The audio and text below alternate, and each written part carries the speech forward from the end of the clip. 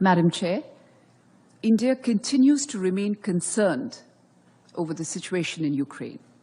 The conflict has resulted in the loss of lives and misery for its people, particularly for the women, children, and elderly, with millions becoming homeless and forced to take shelter in neighboring countries. Reports of attacks on civilians and civilian infrastructure are indeed deeply worrying. We are concerned about recent developments in the region which have not helped in securing the larger cause of peace and stability. I will add here that India has supported the efforts of the UN Secretary-General in continuing the Black Sea Grain Initiative and hopes for an early resolution to the present impasse. We have consistently advocated, Chair, that no solution can ever be arrived at the cost of human lives. Escalation of hostilities and violence is in no one's interest.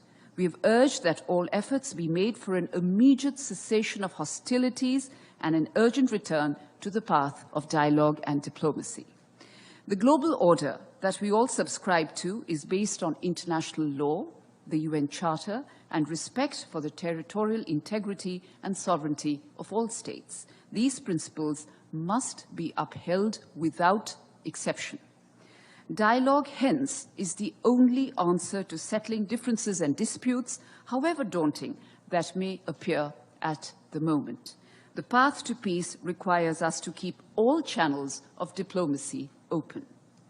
It is also unfortunate, Chair, that as the trajectory of the Ukraine conflict unfolds, the entire global South has suffered a substantial collateral damage. It is thus critical that the voice of the global South be heard and that their legitimate concerns be duly addressed. India's approach to the Ukraine conflict, Chair, will continue to be people-centric.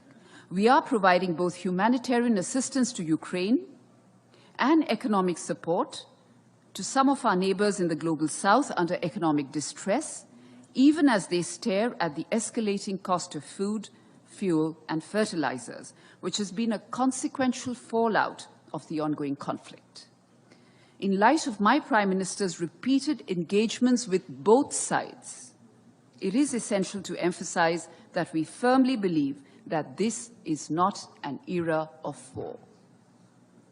It is with this understanding and spirit that India actively participates in this debate. Thank you.